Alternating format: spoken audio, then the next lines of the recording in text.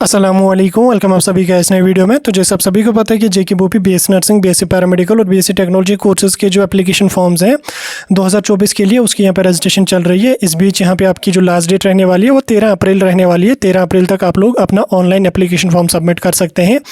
इस बीच अगर आपने अभी तक अपना फॉर्म सबमिट नहीं किया तो हमसे सबमिट करवाना चाहते हैं तो हमारा व्हाट्सअप नंबर आपको डिस्क्रिप्शन में मिल जाएगा। आप उस पर कॉन्टैक्ट करके अपना फॉर्म हमसे सबमिट करवा सकते हैं। बाकी मेरा नंबर आपको डिस्क्रिप्शन में मिल जाएगा, आप उस नंबर को अपने पास सेव करके रख लें। जब भी आपको कहीं पे भी कोई भी दिक्कत आ जाए फॉर्म फिलिंग में या किसी भी इशू, कहीं पे भी किसी भी जगह पे आपको कोई इशू आ जाए, आप मुझे डायरेक्टली वहाँ से कॉल कर लेना। टेलीग्राम पे बहुत सारे मैसेजेस होते हैं, कमेंट्स बहुत सारे होते हैं, व्हाट्सएप पे भी हज़ारों लाखों तो नहीं, काफ़ी सारे मैसेजेस होते हैं जिनका टाइम पे रिप्लाई देना काफ़ी ज़्यादा मुश्किल होता है। इस बीच अगर आपका कोई मेजर डाउट होगा आप डायरेक्टली मुझे कॉल कर लो। कॉल करके आपको मैं जो है पूरी इन्फॉर्मेशन जो भी मेरे पास होगी मैं आप तक पहुँचाने की कोशिश करूँगा। फिलहाल आज इस वीडियो में मैं आपके साथ बताने वाला हूँ कि आप लोग अपना फॉर्म एडिट कैसे कर सकते हैं, क्योंकि आप लोगों ने जो फॉर्म भरे हैं उसमें काफ़ी सारे स्टूडेंट को इशू हैं। किसी ने कोई डिटेल गलत भर दी है, किसी ने कोई डॉक्यूमेंट गलत भर दिया है, किसी को बीएससी नर्सिंग रखना है उसने पैरामेडिकल रखा है, किसी को टेक्नोलॉजी रखना था उसने रखा ही नहीं। तो इस वीडियो में मैं आपको कंप्लीट डिटेल्स बताने वाला हूँ कैसे आप अपना फॉर्म एडिट कर सकते हैं, कौन कौन सी डिटेल्स आप एडिट कर सकते हैं, और अगर आप डिटेल्स एडिट नहीं करोगे तो उससे क्या इशू आपका हो जाएगा। अगर आपका फॉर्म गलत फिल हुआ होगा तो उससे आपको क्या इशू होगा, कंप्लीट डिटेल्स इस वीडियो में मैं आपको बताने वाला हूँ। ये वीडियो आप लोगों के लिए काफ़ी ज़्यादा इंपॉर्टेंट रहने वाला है। वीडियो को पूरा एंड तक देख लेना, चैनल को भी सब्सक्राइब कर देना और उसके साथ साथ टेलीग्राम ग्रुप और व्हाट्सएप ग्रुप दोनों ज्वाइन कर देना। दोनों की लिंक आपको डिस्क्रिप्शन में मिल जाएगी। तो चलिए वीडियो को शुरू कर ले, तो जान लेते हैं यहाँ पे इस एप्लीकेशन फॉर्म को एडिट करने के बारे में। तो देखिए यहाँ पे स्क्रीन पे आपको मैं एक एप्लीकेशन फॉर्म दिखा रहा हूँ। यहाँ पे अगर आप देख लोगे application form for BSc nursing, BSc paramedical और बीएससी टेक्नोलॉजी कोर्सेज। सबसे पहले हम बात करेंगे एप्लीकेशन फॉर्म में आपको ऊपर 3 ऑप्शंस होते हैं, बीएससी नर्सिंग, बीएससी पैरामेडिकल और बीएससी टेक्नोलॉजी। ठीक, उसमें मैंने आपको पहले ही बोला था कि तीनों ऑप्शंस पे टिक करके रख लेना, ताकि अगर आपको आगे चल के जो है इंटरेस्ट चेंज हो जाता है, जैसे अभी आप नर्सिंग रख लोगे, फिर अगर आपका आगे चल के चेंज हो जाएगा पैरामेडिकल या टेक्नोलॉजी में जाने का, तो आपने यहाँ पे ऑप्शन रखा होगा, आप उस टाइम आसानी से काउंसलिंग में जा सकते हैं, क्योंकि उसकी आपको कोई भी एक्स्ट्रा फी नहीं लगेगी, कोई भी सेपरेट एंट्रेंस नहीं देना होगा, सेम एंट्रेंस होगा, सेम स्कोर पे आपको जो है यहाँ पे सिलेक्शन हो जाएगी। तो काफ़ी सारे स्टूडेंट्स ने क्या गलती की है, उन्होंने जो है वो एक ही ऑप्शन को टिक कर रखा है, 2 को नहीं किया है, या जो उनको रखना था उसको नहीं रखा है, या कई स्टूडेंट ने बीएससी नर्सिंग रखा है, पैरामेडिकल और टेक्नोलॉजी को यहाँ पे टिक उन्होंने नहीं रखा है। तो इस कंडीशन में आप ये वाला जो ऑप्शन है इसको आप बिल्कुल भी एडिट नहीं कर सकते हो। आपने जो यहाँ पे रखा दैट इज फाइनल, वो आपका एडिट नहीं होगा।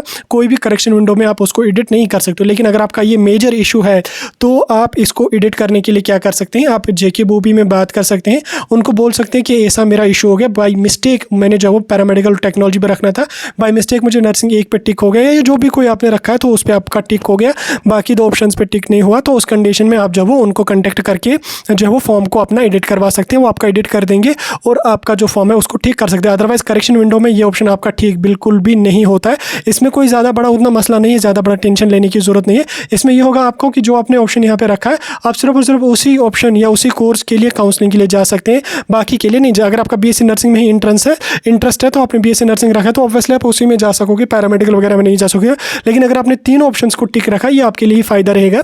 आगे चल के आप पैरामेडिकल में भी जा सकते हो, टेक्नोलॉजी में भी जा सकते हो। जिन्होंने गलत किया वो जेके बोपी में बात करेंगे। स्क्रीन पर आपको नंबर दिख रहा होगा, आप इस नंबर पर कॉन्टैक्ट करके, इन नंबर्स पर कॉन्टैक्ट करके उसको एडिट करवा सकते हैं। उसके बाद दूसरी अगर हम बात करेंगे, दूसरी गलती क्या की है स्टूडेंट्स ने, किसी ने अपना नाम गलत डाला है, किसी ने अपने फादर का नाम गलत डाला, किसी ने मदर का नाम गलत डाला, किसी ने डेट ऑफ बर्थ गलत डाली है।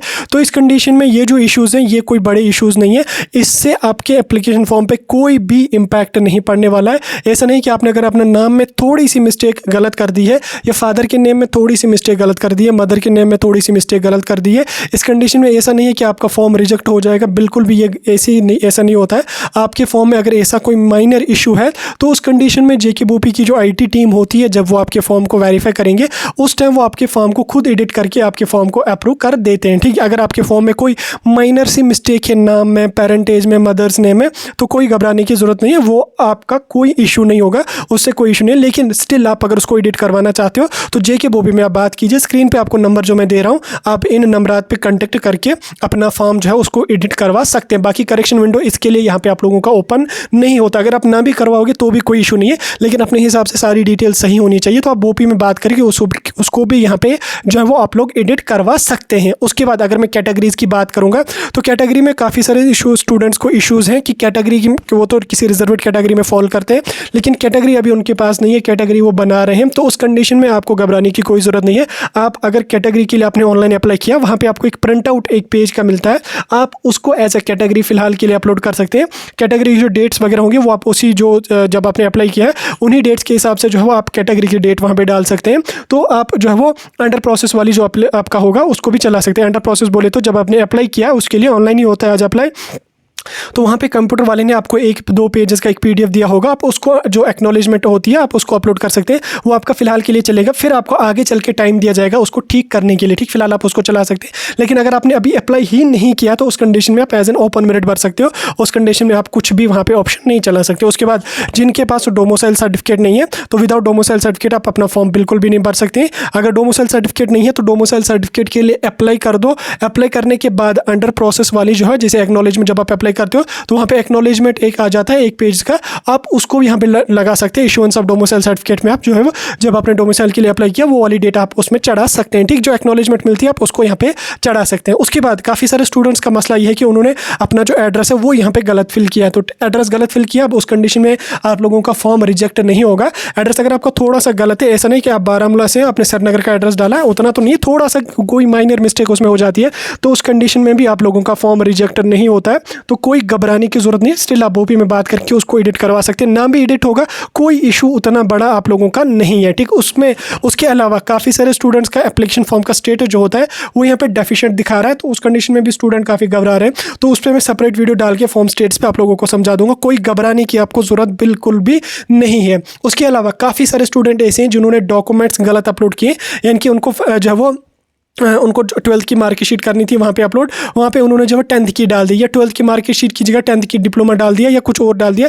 तो उस कंडीशन में आप अपना जो JKBOP की वेबसाइट है वहाँ पे जाके अपलोड डॉक्यूमेंट्स वाले ऑप्शन पे क्लिक करके वहाँ पे दोबारा से उन डॉक्यूमेंट्स को आप अपलोड कर सकते हो। उसके लिए कोई बड़ा मसला है नहीं। आप JKBOP की वेबसाइट पर चले जाएँ, वहाँ पर फिर आप लोग जो है वो आप लोगों को जो है जब BSc नर्सिंग वाला ऑप्शन होगा उधर आपको फॉर्म फिलिंग का, स्टेटस का, फी पेमेंट का और अपलोड डॉक्यूमेंट्स उस पर क्लिक करोगे। डॉक्यूमेंट्स अपना application number, date of birth डाल के कैप्चा कोड डाल के सबमिट कर लोगे। डॉक्यूमेंट्स आपको दिखेंगे वहाँ पे, डिलीट करके उनको डिलीट करके दोबारा अपलोड उसमें कर सकते हैं, तो वैसे आपका उसमें ठीक हो जाएगा।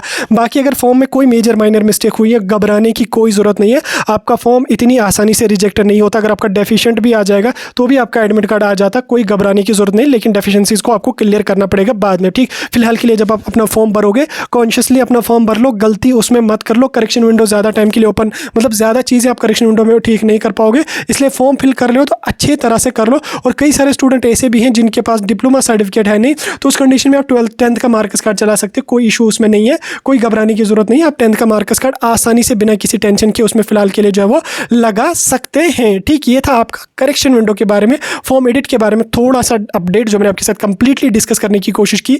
मुझे लगता है अभी आपको सारा का सारा समझ आ चुका होगा। स्टिल कोई भी डाउट, कोई भी कंफ्यूजन है मुझे कमेंट सेक्शन में बता सकते हैं। किसी भी टॉपिक पे वीडियो चाहिए मुझे बता सकते हैं। बाकी प्रिपरेशन सीरीज को मैं आने वाले दिनों में स्टार्ट कर लूँगा। फिलहाल जो अपडेट था वो मैंने आपके साथ डिस्कस किया।